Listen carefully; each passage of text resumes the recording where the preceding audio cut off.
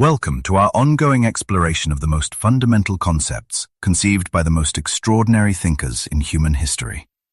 During this discussion, we will be navigating the profound philosophical landscape of Jean-Paul Sartre, an intellectual who significantly shaped numerous domains of contemporary thought.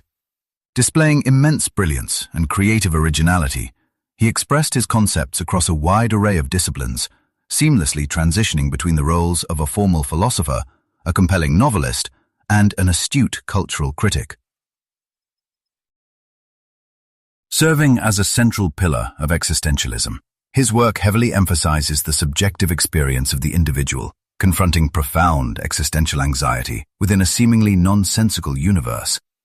By thrusting these concepts into the global spotlight, he effectively resurrected a philosophical movement that had largely stagnated following the passing of the Danish thinker Søren Kierkegaard. The sudden, widespread appeal of these doctrines following the devastation of World War II was hardly a coincidence.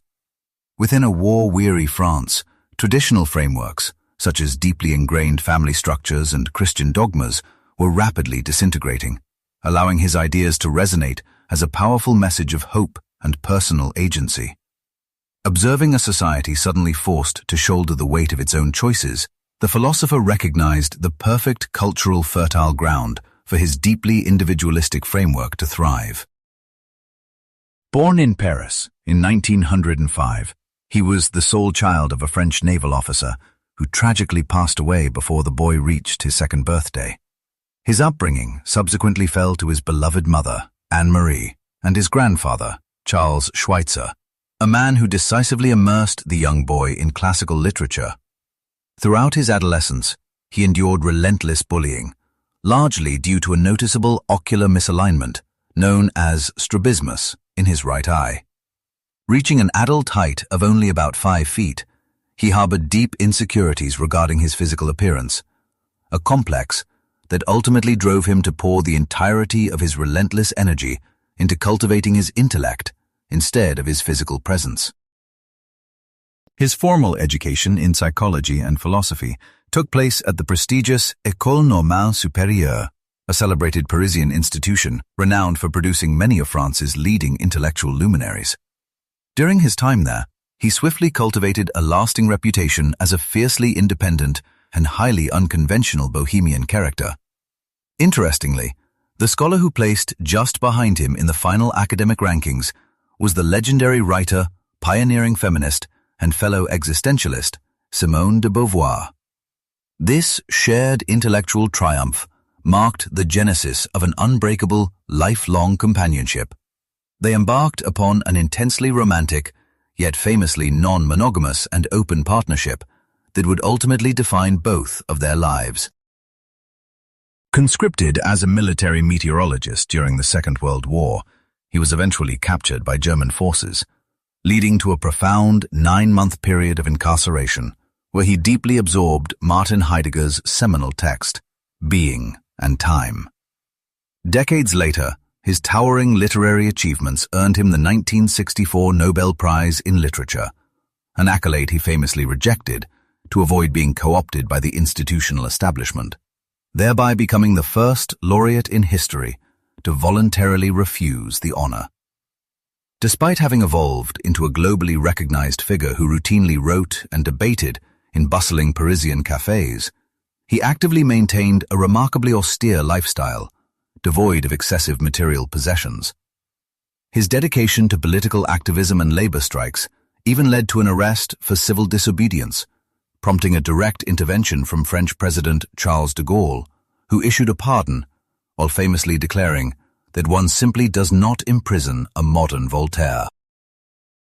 While the philosopher spent his twilight years attempting the complex fusion of radical, individualistic existentialism with the collective frameworks of Marxism, a journey that culminated in a unique brand of anarchism, our current focus will remain steadfastly on his foundational existentialist theories, rather than his polarizing political evolution.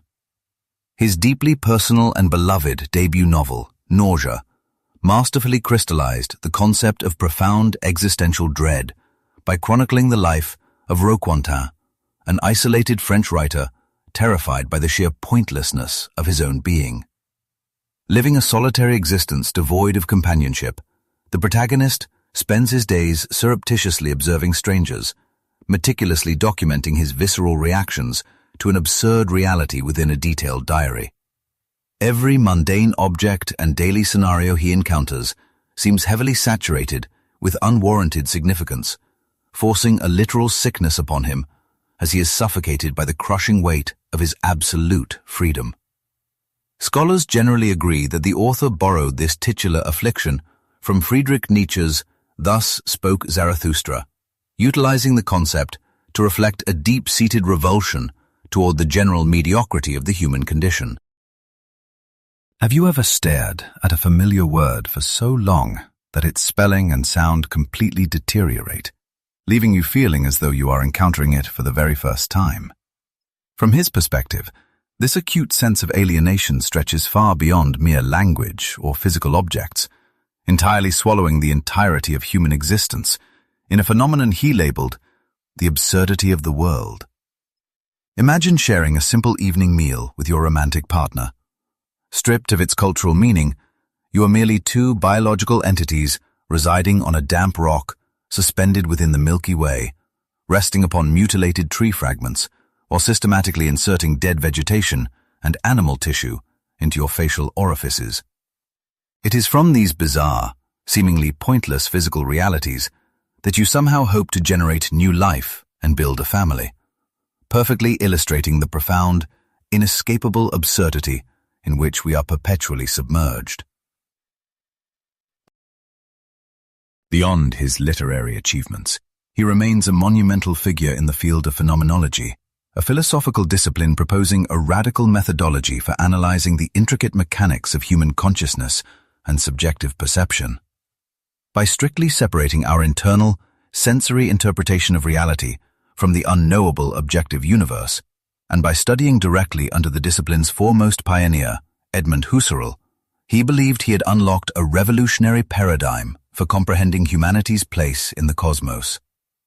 To truly grasp his unique interpretation of phenomenological thought, one must look to his seminal 1945 public address, Existentialism is a Humanism, a lecture eventually adapted into a foundational text. It was within this specific discourse that he definitively articulated the core axiom of his entire philosophical framework, boldly declaring that for mankind, existence fundamentally precedes essence.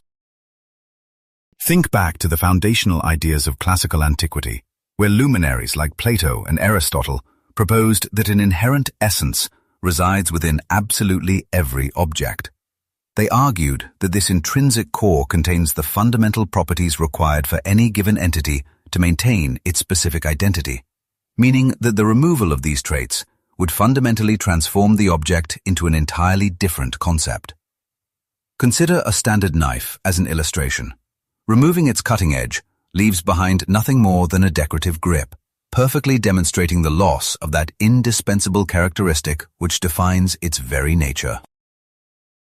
Classical thinkers extended this framework to encompass human beings as well, positing that we enter the world already possessing a predetermined core, cementing the doctrine that our fundamental nature is established before we even begin to live.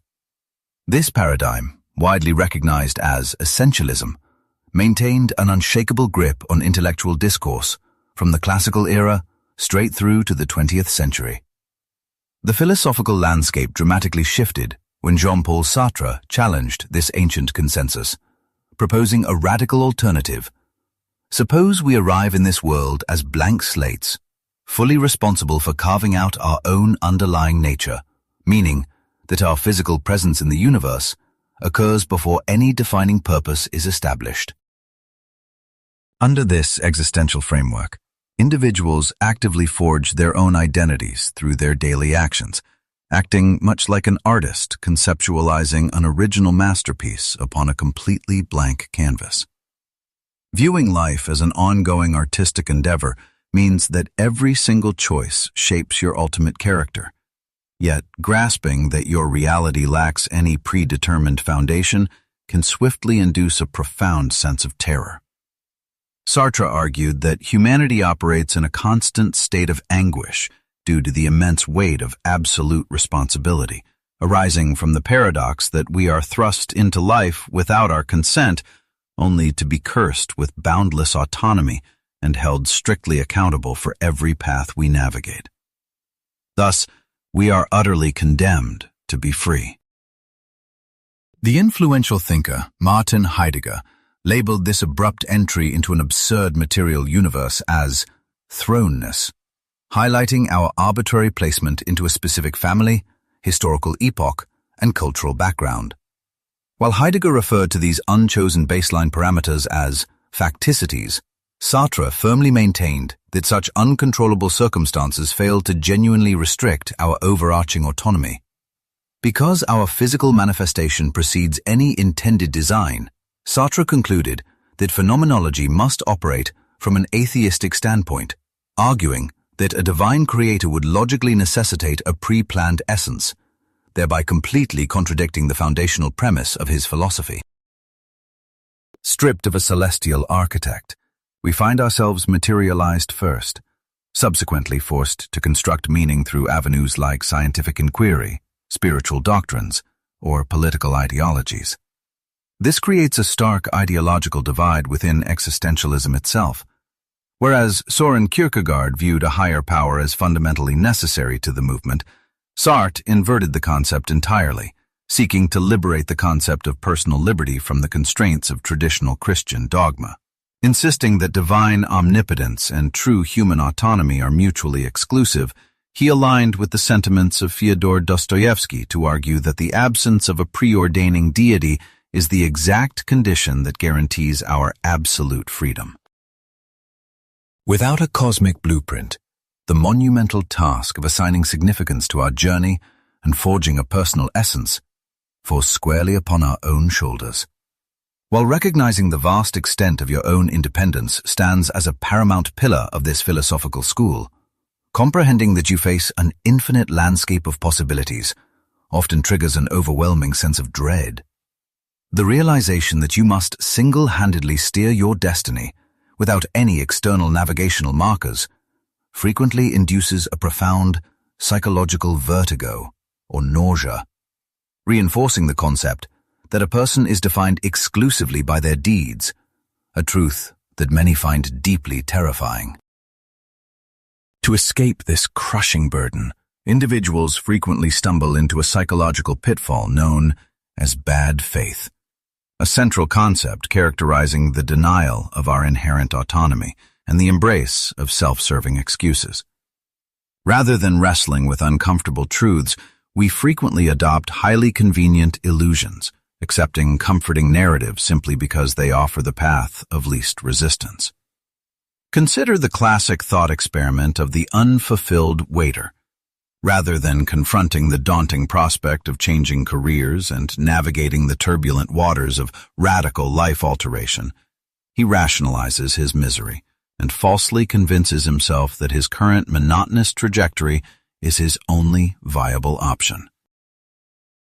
Such passive resignation represents the ultimate manifestation of bad faith, as we deceitfully persuade ourselves that financial obligations or familial duties completely strip us of our inherent power to forge alternative paths.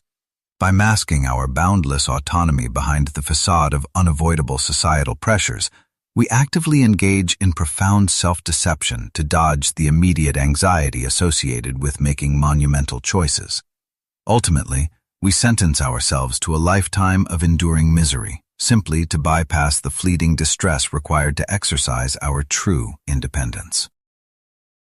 These intricate explorations of self-delusion, authenticity, and profound moral responsibility form the backbone of Being and Nothingness, the foundational text that firmly established the parameters of modern existentialism.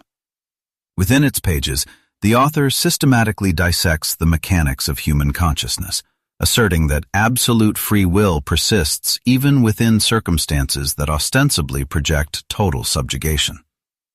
The philosophical journey commences by investigating the very genesis of negation, ultimately positing that the unique nature of our aware minds is precisely what injects the profound concept of empty nothingness into the fabric of reality. Ultimately, human minds possess the remarkable capacity to visualize elements completely absent from our immediate physical surroundings. While you effortlessly perceive the bed resting directly within your line of sight, you simultaneously acknowledge the distinct lack of a pyramid within that same space, inherently structuring your perception of the room around this notable absence. According to Sartre, the essence of human awareness relies on a continuous mechanism of differentiating your own identity from the surrounding environment. He posits that our reality takes shape through a relentless act of denial, ensuring that recognized items persistently refrain from morphing into entirely different entities. Consequently, a desk maintains its identity strictly because it refuses to be classified as a creature, a vehicle, or a mathematical equation.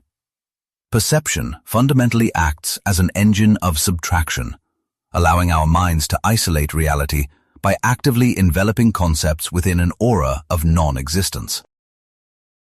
At the very core of Sartre's intellectual framework lies this profound conceptualization of nothingness, which serves as the foundation for his entire worldview. He establishes a strict division, dividing reality into two distinct categories, starting with human awareness, properly termed the being for itself, acting as the ultimate generator of all significance. Contrasting this conscious state is a passive form of reality, attributed exclusively to lifeless matter, designated as the being in itself, representing an existence that simply endures without any internal reflection. A fundamental tragedy of the mortal condition emerges from our desperate yearning to achieve the status of being in itself, a pursuit the philosopher equates to striving for divine supremacy. This impossible ambition represents a deep-seated craving for an unshakable identity and absolute dominion over our own path, a state only reachable if one could magically orchestrate the fate of the entire universe. Our surrounding environment acquires significance entirely through the interpretive lens of the being for itself, as we project value onto the otherwise meaningless canvas of the being in itself. Humans desperately utilize their surroundings to carve out a solid identity, despite possessing a core composed of absolute emptiness.